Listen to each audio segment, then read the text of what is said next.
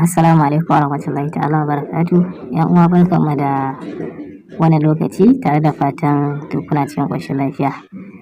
A yau insha Allahu za mu bayani akan yadda mutum zai tura coins ɗinsa daga exchange zuwa exchange. Misali kana da dala a Binance sai ka ga wani coins ɗin a Hotbit kana so ka siya, so kuma kana so ka tura wannan dala ɗin taka ta Binance ta koma cikin Hotbit.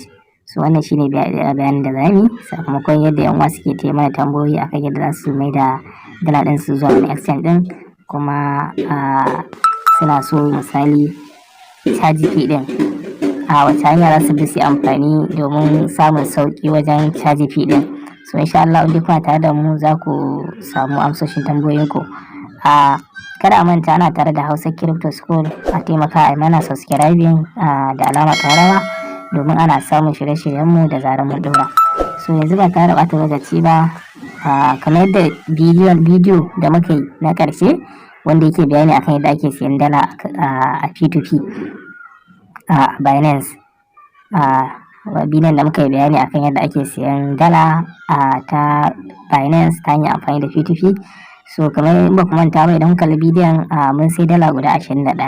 So yanzu za mu yi amfani da wannan dalar, za mu mai da ita za mu yi amfani da L-Bank. Za mu yi amfani da L-Bank saboda haka wannan dalar da muka siya a P2P to za mu tura ta L-Bank. So a nan sai ku ga yadda abubuwan suke, saboda ya zamto cewa shi Binance idan ka sai dala kuma dalar ba a Binance za ka amfani da ita ba, a wani exchange za ka amfani da ita ka siya wani coins ɗin, to sai za ku ga yadda za mu wannan ɗinta. Saboda haka yanzu za mu je Binance L-Bank, za mu je mu kwafo wallet address ta USDT. To kamar da kuke gani mun shigo cikin L-Bank ɗinmu, za mu tafi nan wallet. So za mu je deposit za mu shiga deposit. To me za mu yi deposit? Sai mu sa USDT, sai mu sacin ɗinta in ba mu ganta ba, ga ta nan ma, sai mu danna ta. Gashi nan copy a network. So sai mu next. Suna mana bayani akan direct to the exchange wallet outside your network. So ga dai bayani dai suna taimako ku danna next, da ƙarshe sai mu danna deposit. To sai mu zaɓi network, kada a manta wannan ake ɗauka TRC20 shine yake da wannan. To in ya gudu wadannan sai mu danna copy, sai mu kwafe shi, sai mu tafi Binance ɗin. Yawa, gashi nan kamar yadda kuke gani, za mu zo Binance sai mu je wallet shi ma.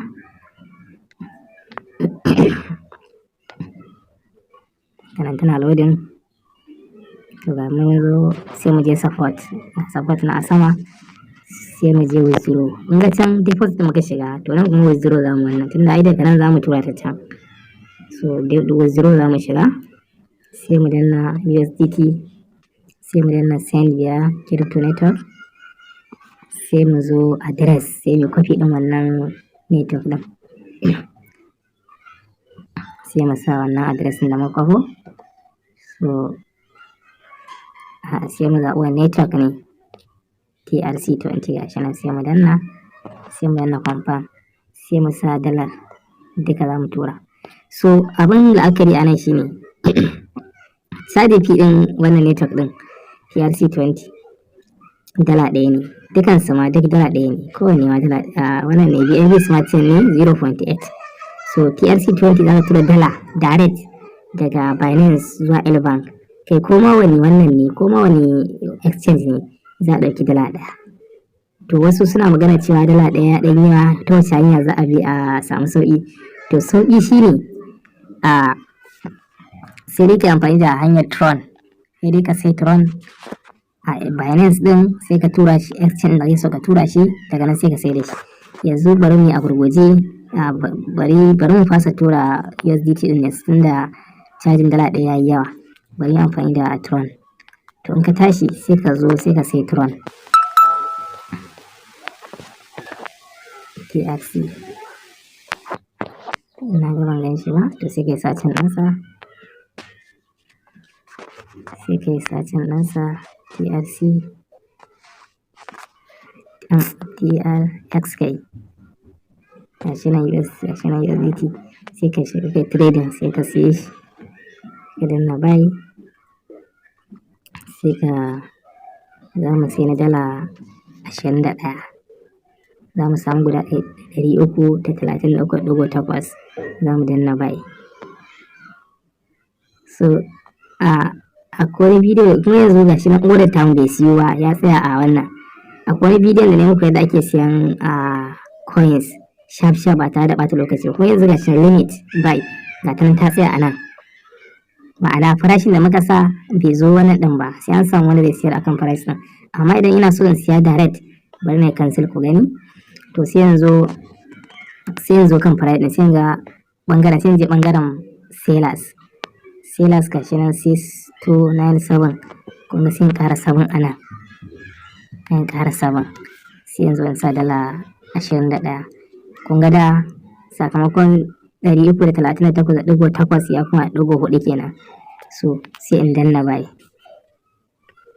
So ga farashin ma ya dan wannan. So ina so na dala 21 nake son siya. Kun ga ya siya kun gani success. Ga gani ba bai tsaya a nan order din ba. Kun ga wannan turon ɗina ya zo. Kun gan shi nan sakamakon na yi amfani da sellers a nawa suke so su siyar ban yi amfani da wannan ba farashin kasuwar a'a farashin wannan na yi amfani da shi. Kun ga bambancin ma ba wani wannan bane ba. To wannan shine hanyar da za a yi. Na yi bidiyo akai waɗanda ba su kalla ba su iya zuwa su duba su gani. Akwai bidiyon da na yi yadda ake amfani da zaka sai coin a take kuma da yadda zaka siya a take ba tare da ka tsaya jiran wai sai ka jira mai siya ko kuma mai siyarwa wannan ba. To wannan ya matuƙar muhimmanci wanda bai wannan bai domin wasu za su je siyar da coins amma sai fi awa ɗaya bai siyu ba. To wannan yana wannan saboda wannan jinkirin ma zai iya sa ka so mata ƙara wannan ɗin.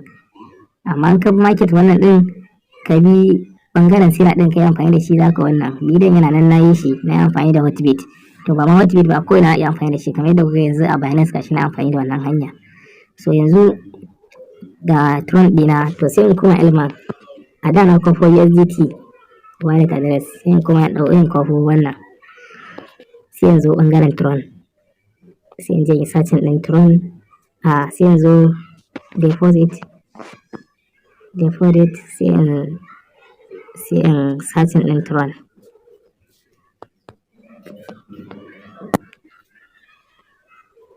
To TRX kenan. To gashi nan sai yanzu sai in kwafe shi kuma na kwafi Tron. So sai yanzu koma Binance sai withdraw ko na ba withdraw na shiga na sa USDT. To yanzu kuma mu shiga Tron sai mu shiga Senbia Crypto Network sai yanzu in sa wannan kwafi a wannan da na kwafo sai in sa shi sai in sa duka adadin Tron ɗin sa duka nake son tura. So kun ga Tron ɗaya za a ɗauka gashi nan Tron ɗina guda 333.4 in na tura shi zan karɓi guda 332.4 kun ga ɗaya ka ɗauka. To yanzu zan tura shi. So sai yanzu in yi confirming ɗinsa sai yanzu in yi confirming. To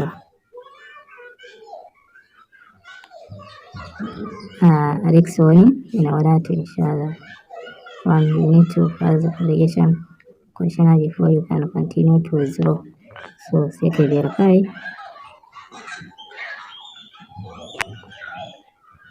So yanzu bari mu gani.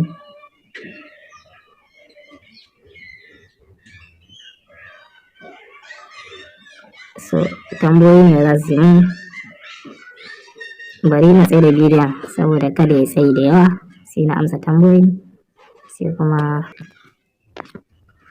yawa kamar da kuke gani ga Binance nan successful all questions da answering currently you can process submit ga order. So na gama amsa tambayoyi so yanzu sun wannan ɗina cewa na yi wannan order na zan yanzu wannan ga wannan zan yi bari na tsaye da bidiyon shi ma domin na verification ɗin nan. Yawa yanzu kamar yadda kuke gani gashi na withdraw din Tron din, saboda haka yanzu za mu jira ya shigo sai mu je mu sai da shi a Single Bank din mu mai da shi USDT sai mu ga saukin da muka samu. Saboda haka bari na sai da bidiyon kafin Tron din ya shiga L-Bank din.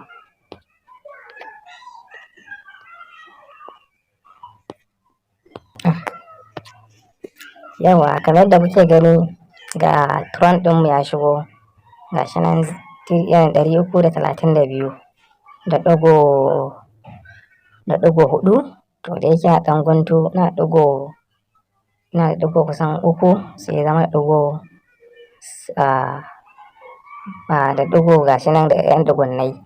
To ina ga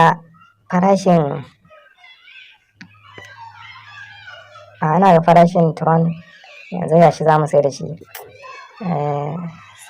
sai mu shiga sale sai $21. To ina ga farashin Tron a L-Bank ya fi na Binance.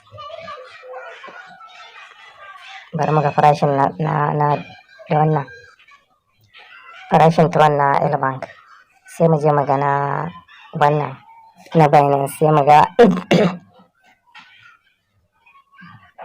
sai na ga network, amma dai gashi nan dai kamar da suke nuna mana nan.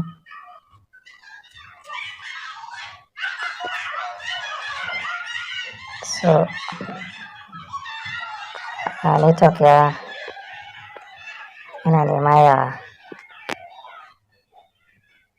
dan ba mu cikas.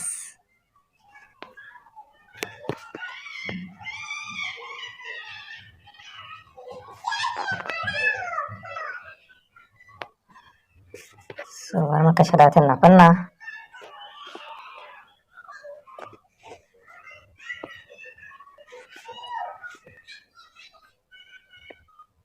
So ban so bidiyon nan gaskiya yayi tsayi ba, so amma na gani da kana so ya dan ba mu matsala gashi nan. To farashin Tron a L-Bank 0.063196. So bari mu tafi L-Bank mu ga, na san akwai bambanci gaskiya saboda kuma dala muka turo ta dala 21 muka siya kuma an ɗauki guda ɗaya caji fee. So amma duk daga kuma gashi mun zo L-Bank kuma yana wani dala 21. To maybe Tron a L-Bank ya fi tsada kenan, so shi yasa ga haka. Amma yanzu za mu duba magani bambancin ne. Ina 0.06325 and 6319.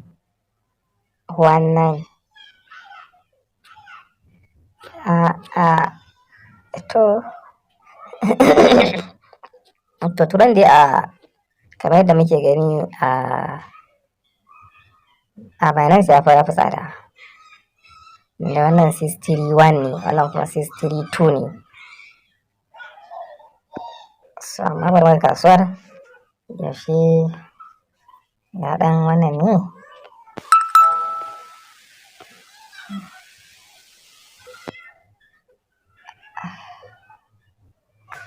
So yanzu dai bari mu je mu sayar da wannan.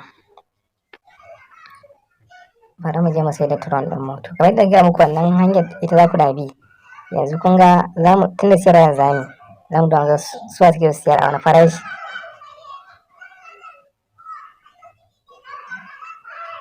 Gaskiya kun san wani abu, ina ganin network da yasa farashin bai bamu yadda muke so ba, amma yanzu gashi yana da shi.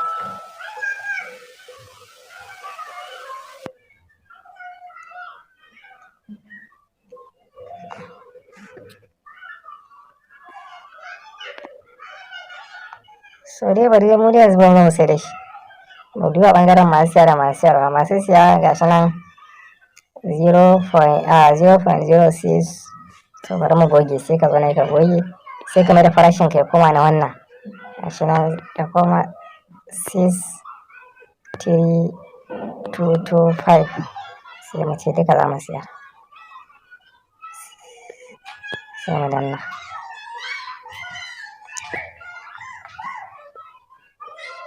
To mun sai da shi, yanzu ga dalar mu ta wannan,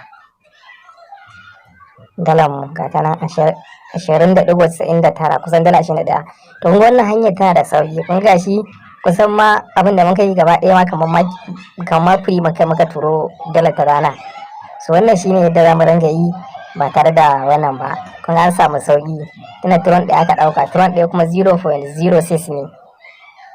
So wannan ita ce hanyar da nake gani ta fi sauki ga waɗanda suke so su tura coins daga exchange zuwa wata exchange ɗin.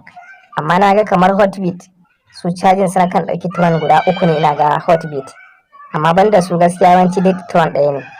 So gaskiya mafi sauƙin caji daga tron sai BNB 0.001 ne, shi ma ba shi da wannan sosai. To wannan shine hanyar da nake ganin. So yanzu kun ga mun dawo da dalar mu daga mun siya a P2P a Binance, daga Binance mun turo ta L-Bank. To daga nan kuma in anan zaka sai coins din sai kai sai yadda zaka yi da ita, amma barin ta zaka yi dai. To wannan dai shine ne, kada manta ana tare da Hausa Crypto School, a danna mana subscribe da alamar karawa domin ana samun shirye-shiryen mu da zarar mun daura. Mun gode.